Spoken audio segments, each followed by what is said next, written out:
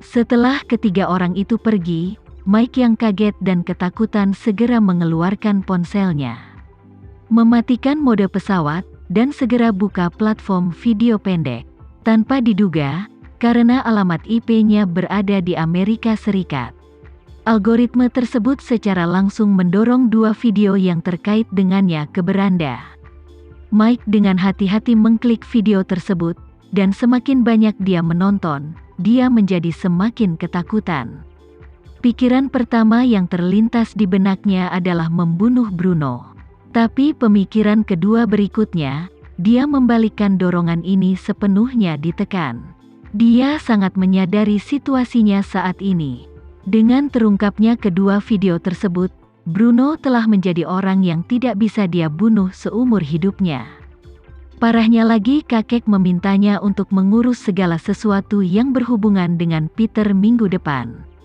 Menyontek tidak ilegal di Amerika Serikat, namun memanipulasi penjara federal, mempengaruhi keadilan, dan menyalahgunakan hukuman mati tanpa pengadilan adalah kejahatan tanpa kecuali. Begitu dia menerima tuduhan ini, itu berarti dia akan dipenjara setidaknya selama beberapa tahun. Dan dia akan benar-benar menjadi tikus jalanan di Amerika yang ingin dikalahkan semua orang. Skandal dewasa tidak pernah menjadi masalah besar, namun skandal politik sangat mematikan. Tepat ketika Mike tidak tahu harus berbuat apa, konferensi video keluarga Rothschild berlanjut. Dikhianati dan dikhianati, Charles mengalami gangguan emosi. Dia berteriak dalam video bahwa dia ingin ayah Mike memberinya penjelasan. Ayah Charles juga menekan Simon dan berkata dengan marah, "Ayah, apapun yang kau katakan tentang masalah ini, Mike dan keluarganya harus memberi kami penjelasan. Kalau tidak, aku tidak akan pernah setuju." Bagi ayah Charles, putranya dikhianati oleh keponakannya.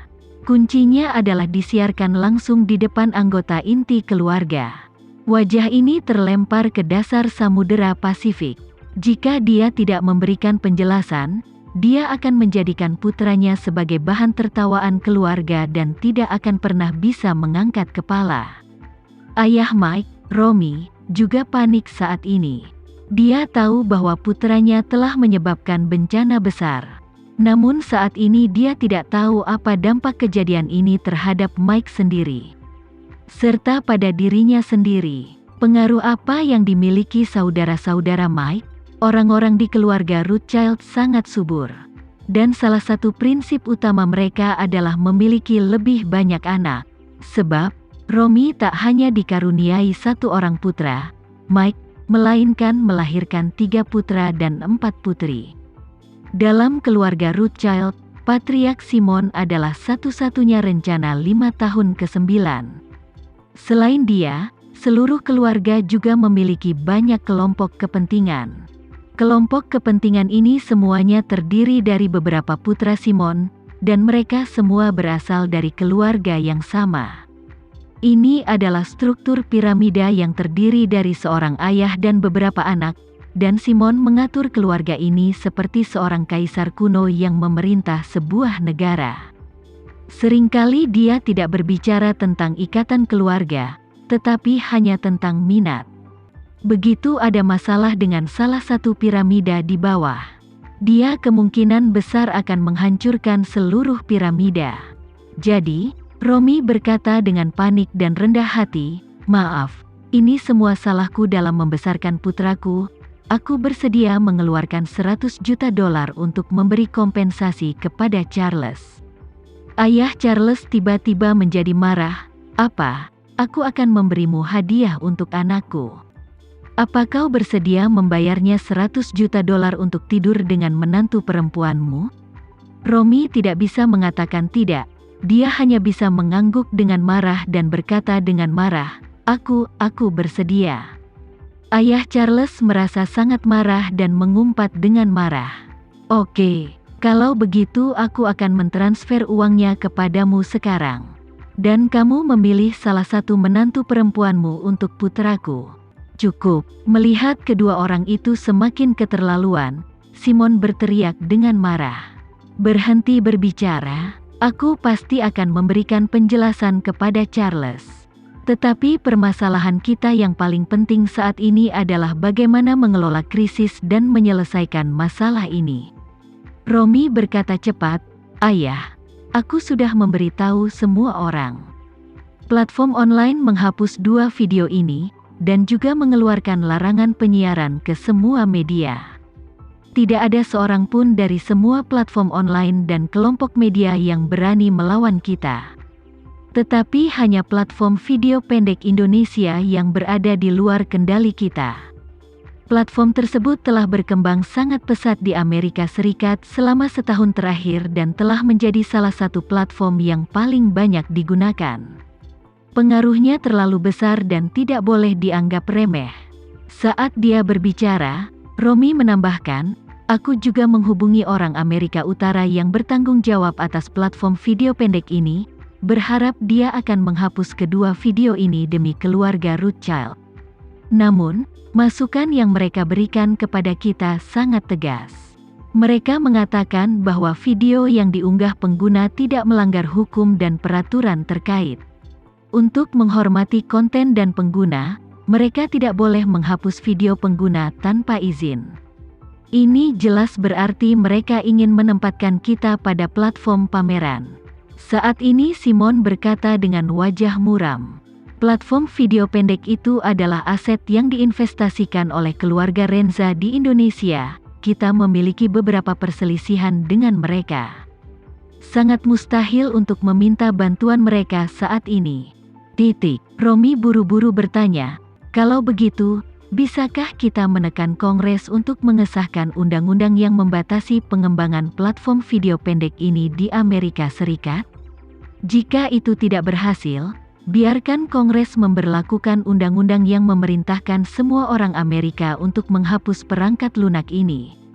Simon terdiam beberapa saat dan dengan sungguh-sungguh berkata, "Usulan ini bukannya tidak mungkin, namun permasalahan terbesarnya adalah butuh waktu dan proses bagi Kongres untuk mengeluarkan dekret dan mengumumkan implementasinya. Paling tidak 1-2 bulan. Setelah 1 hingga 2 bulan, panasnya masalah ini akan hilang. Dan kita telah kehilangan semua rasa malu yang pantas kita terima. Jika kita kembali dan memblokir perangkat lunak ini pada saat itu, kita akan dicambuk oleh orang-orang lagi." Setelah itu, dia menatap Romy dan berkata dengan dingin, "Bantu aku menemukan cara untuk membuat janji dengan penanggung jawab platform video pendek di Amerika Utara ini. Aku ingin bertemu langsung dengannya untuk melihat apakah kita bisa menegosiasikan penyelesaian." Simon adalah orang yang sangat realistis. Meskipun dia adalah jurumudi seluruh keluarga Rothschild, dia selalu mampu membungkuk dan meregangkan tubuh.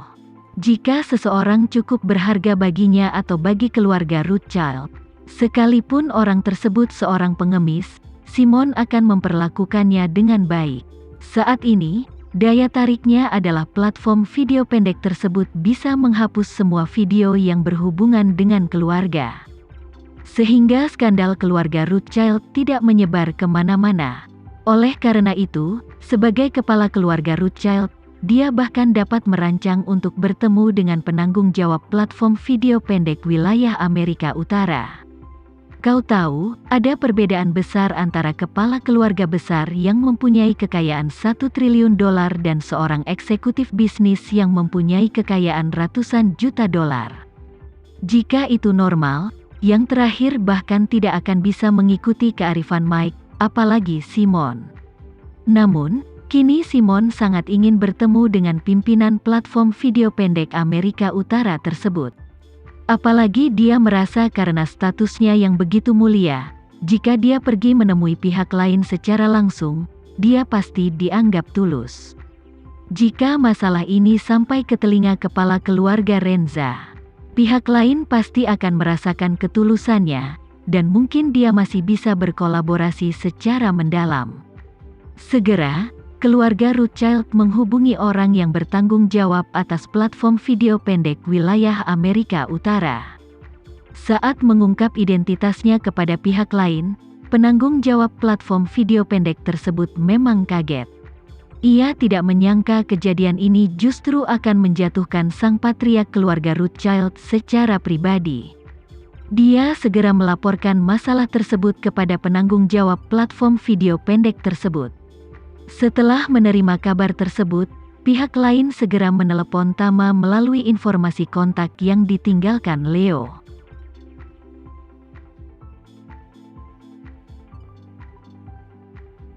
Sekian dulu ya video kali ini, kita lanjutkan lagi videonya di lain waktu. Oh iya, bagaimana menurut kalian? Semoga bisa sedikit menghibur kalian semua. Untuk teman-teman yang baru nonton, jangan lupa subscribe ya, hehehe. Dan kalau teman-teman ada yang ingin gabung langganan, bisa langsung gabung saja untuk dapat fitur yang menarik dan sedikit membantu Mimin. Terima kasih banyak sudah menonton, sampai jumpa lagi, bye.